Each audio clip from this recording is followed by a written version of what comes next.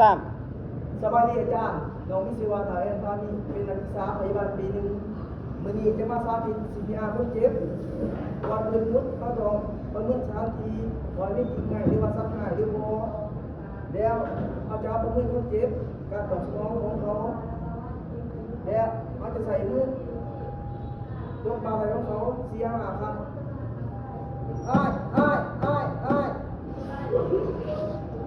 คนเจ็บบ่ตอบสนองคนเจ็บบ่ตอบสนองแล้วอาจารย์หมอหรือว่าถามนี่คนกลางอาจารย์หมอขอความช่วยเหลือจากเขาแล้วจะโทรหารถคุณหมอหรือว่ารถกู้ภัยแล้วแจ้งสถานที่เกิดเหตุให้เข้ามูล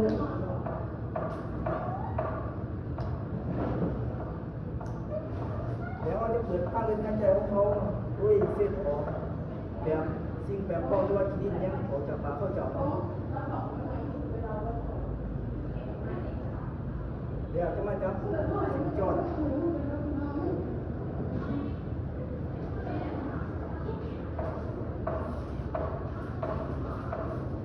ในการหนวดเนาะเขาจะสังเกตเบื้องดินนุ่มสายหาดินนุ่มพวงเนาะดูสังเกตประมาณนี้เนาะแล้วมันจะหนวด30 ครั้งแล้วความปาก2 เทื่อโดยการหนวดจะใส่เกียร์เนาะกัง30 องศาเดี๋ยวหนวด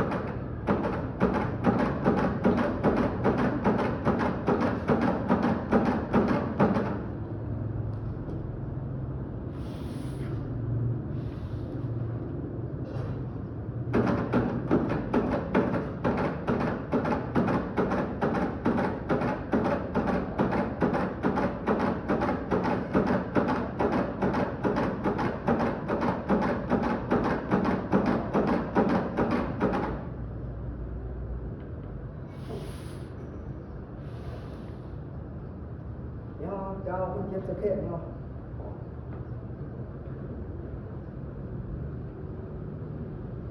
แล้วรถถามคุณหมอยอดรถถึงให้เขามาเนาะเมื่อเขามาหมด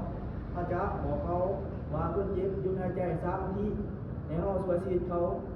มีการเป็นผู้ที่ว่าแบบมีการตอบสนองนี่ก็คือการเอา CPR คนเจ็บโดยพร้อมใจ